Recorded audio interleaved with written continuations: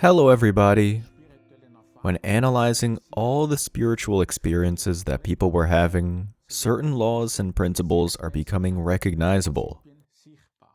In essence, however, these experiences are conveying above all the message that after earthly death, you will be living on as a spirit being in a world beyond,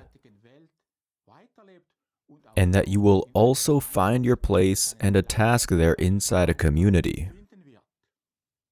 And if indeed life continues, of course, we also will ask ourselves follow-up questions, one of which is, what form of appearance will I have in the world beyond? What will I look like there? For it isn't that the world beyond is a space without form, but there, too, there is a life inside a social environment and a nature that is similar to ours. This can be substantiated by means of many reports on near-death experiences. Although they are consistently experienced differently, certain narrative components repeat themselves again and again. From these reports, it can be derived what the material body as well as the spiritual body of man is like. Because during a near-death experience, those affected suddenly find themselves outside their body. But they can still see and hear everything that is going on around them. In the out-of-body state, the material body is no longer able to act. It is then asleep or unconscious. In this state of being, some can also recognize a connection between the earthly and the spiritual body. And this is even mentioned in the Bible, where it is referred to as the silver cord, whereupon I was given such a strength, peeling me out of my body along my entire left side. Thereupon I was up under the ceiling, still being able to look down, then seeing myself lying down there in bed. And I asked myself, how may I look like from up there? So I looked to my body down there. And I saw myself comfortably clad in jeans and a t-shirt as if I were in vacation, but I felt completely comfortable up there, and I discovered the connection of a silver thread or a silver cord between my forehead up there and down to my body that was still lying down there in bed. The spiritual body of a man is the same as the earthly one, and this spiritual body also has all the senses such as seeing and hearing, smelling, touching, and tasting. However, these senses are no longer adapted then to the physical plane, but to an ethereal plane. Earthly matter no longer being an obstacle to the spiritual body, and it can move through walls or roofs in the house without them offering any resistance. Then I was floating into the upper corner of the room, so to speak, and it was not a question of whether I should or could use the door to get out of the house, for normally we are used to have to open the door when we are in the material world. But I simply went outside, through the ceiling, then through the attic and the roof. And this was quite strange. But in this state of being, it was also quite normal.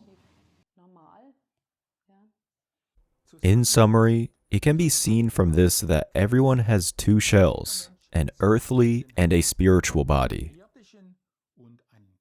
The earthly body is only capable of acting if its spiritual body is within it. If the spiritual body is outside the earthly body during a near-death experience, then it is only capable of acting as a spirit being in a spiritual environment.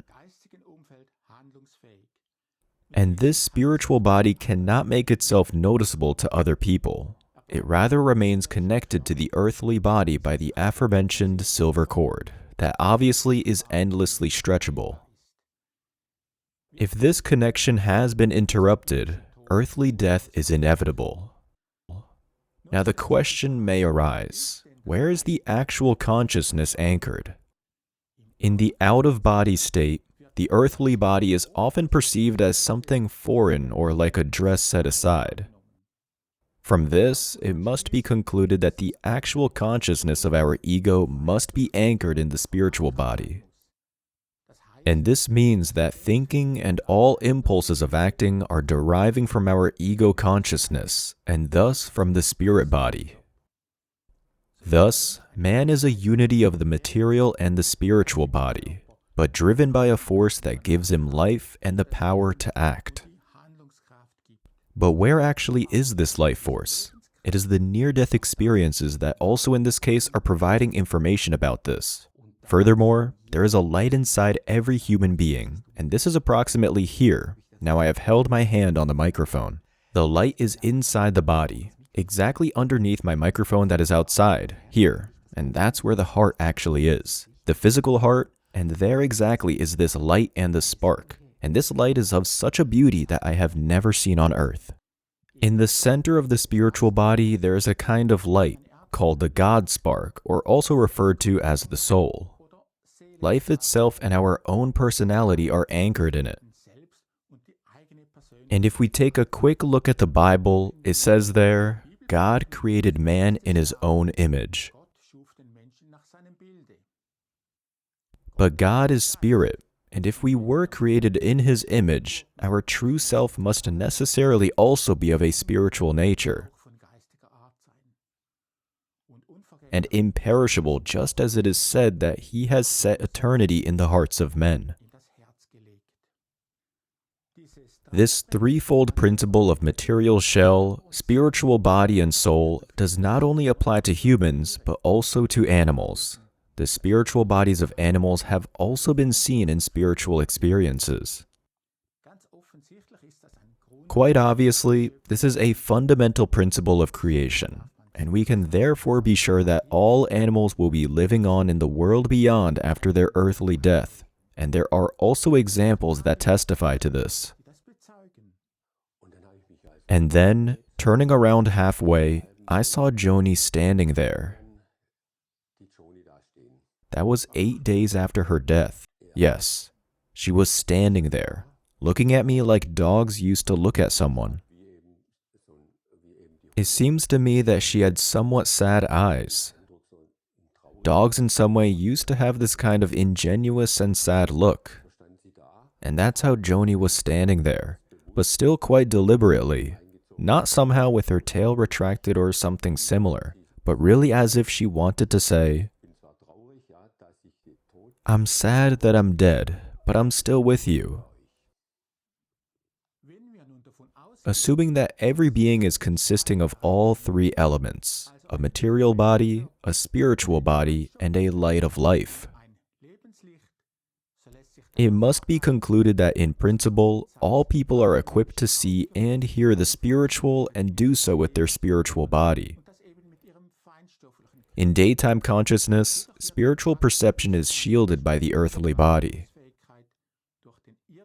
Nevertheless, there are always and again gaps where certain spiritual perceptions are possible. These are often occurring in the phases between wakefulness and sleep, or when a person is particularly relaxed. However, the ability to perceive spiritual things varies, depending on the person and their life situation. One night, I all of a sudden saw the white face of my late neighbor appearing very clearly before me.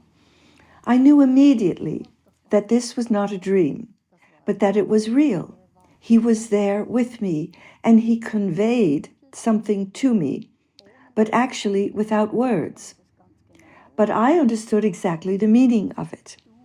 So he said to me, "Listen, the walks you do with my wife do her a lot of good. Please keep going for a while." And it was with insistence and urgency that he said this, and then he was gone again. This now leads us to the exceptional perceptions such as after-death contacts, seeing, hearing, or feeling spirit beings that are around us. Deathbed visions are a common type of exceptional perception. It is also known that very elderly people are developing a kind of mediumistic ability of the very aged, and this means that they can see and hear spirits or even speak to them. And this often leads to these elderly people being suspected of being mentally ill. because bystanders cannot perceive these spirits. So these elderly people are then given medication to sedate them. In fact, it is only the previously mentioned perceptual shielding towards the spiritual that has slightly been unveiled in them. So dying people can often see their deceased relatives and friends who have come to pick them up, ushering them into the world beyond. And on my right side, the elderly gentleman who was terminally ill suddenly saw someone on the ceiling, and he said to his granddaughter, "What's he doing up there?" And then shortly afterwards, he said, "Oh, someone else is coming." That's what he said. And his granddaughter and I were questioningly looking at each other in view of what he was obviously seeing there. Whereupon, suddenly, also the gentleman with the mask said to his daughter, "Oh, look who's here. Yes, come in, come in." So he apparently also saw someone on the ceiling to whom he said, "Come in." And his daughter didn't understand this. So she said to him, "Dad, I'm here and not there." Then he kind of pushed her and said, "Do come in, come in." And at that very moment, he died. Exceptional perceptions also include exceptional dreams or prophetic dreams that thereafter are being confirmed in life. In this way, the world beyond is now and again providing bits of evidence for its true existence, and is also caring for us to be accompanied in life by the world beyond. However, such experiencing usually is only told to a narrow family circle, but nevertheless, it's certainly. So I went further into the living room. It was just like in the dream, practically empty, only the table was still there. I had no way of knowing beforehand what the apartment looked like, because I hadn't been there for the last 5 years. I didn't know that the wood on top was painted white, nor did I know that there was laminate flooring. Even the table was still there. We were standing in front of this table, back then in my dream, saying goodbye. And the fact that I was in this apartment in January was a proof for me. I had this dream after his death, not at the moment of his death, but a while later. And this was the proof for me. And I know I was indeed there before, because I have seen this apartment in my dream exactly as it was in reality. Even the blue shirt was the only piece of clothing hanging on a hanger in this closet. And since I saw this same apartment when I was there as a spirit, I concluded that my father must have been there too as a spirit being. I'll now demonstrate you another form of spiritual experience. That's the so-called effect of the spirit. This refers to the effects that spirit beings are having on the material world. Such effects are often mentioned in the Bible, where spirit effects on people, animals, or plants are described. This also includes experiences such as the direct intervention of a guardian spirit in order to prevent misfortune or to rescue someone from an emergency situation. This is often just simply referred to as good luck, maybe if you have only narrowly escaped an accident. However, it may well be that the spiritual world was actively intervening in order to ensure that people would not come to harm, and for this, too, there are examples. Then I ventured far to the edge of the quarry, where it went 30 meters down, and then I got dizzy, thereupon losing my balance. And all at once I felt a push here on my chest, and if it hadn't been for the push, you see, I would have fallen into the depths. So I thought to myself that this was a guardian angel, even though it did not have wings, in the classical sense as we know from angels, but it was an angel that was much taller than a normal human's body. I perceived it about 5 meters away. That's what I still remember. So he was really tall. It was a female guardian angel with long hair, and it was slightly translucent, but still white, translucent, and I still saw a kind of waving ribbons waving in the wind. Also, the hair was slightly waving.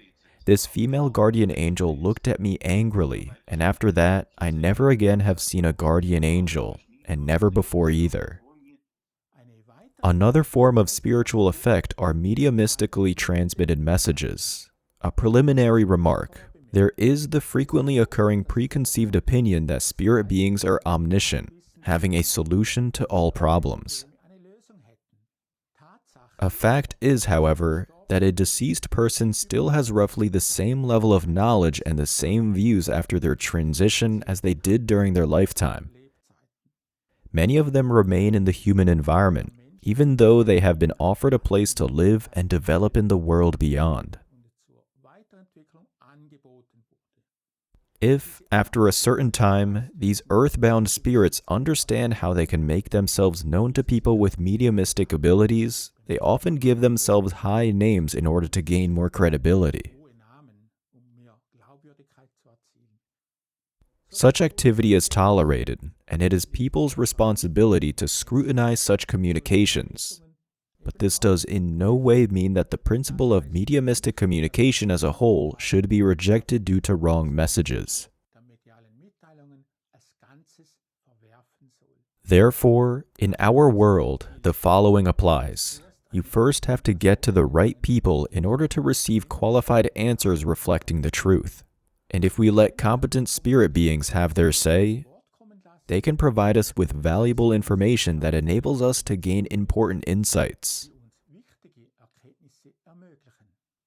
Now back to mediumistically gifted people. For them, the shielding from spiritual perceptions through the earthly body is somewhat less strong. There are different levels of mediality, such as mediumistic hearing, seeing, writing, as well as deep trance. This way of communication with the world beyond has been known since time immemorial and should therefore not go unnoticed. Well, these insights about our spiritual body are primarily based on spiritual experiences. But they cannot be proven using material measurement methods. However, everyone is invited to think about this for themselves and check the plausibility of it. The video description also includes a recommended reading where the principle of body, spiritual body, and soul is being explained in more detail. What is important for us to be aware of is that there is a world beyond and a life after death, and that we will be living on and continue working there as spirit beings when our earthly time is over. So there is a Creator who created us, who is guiding our paths, promoting our personal evolvement.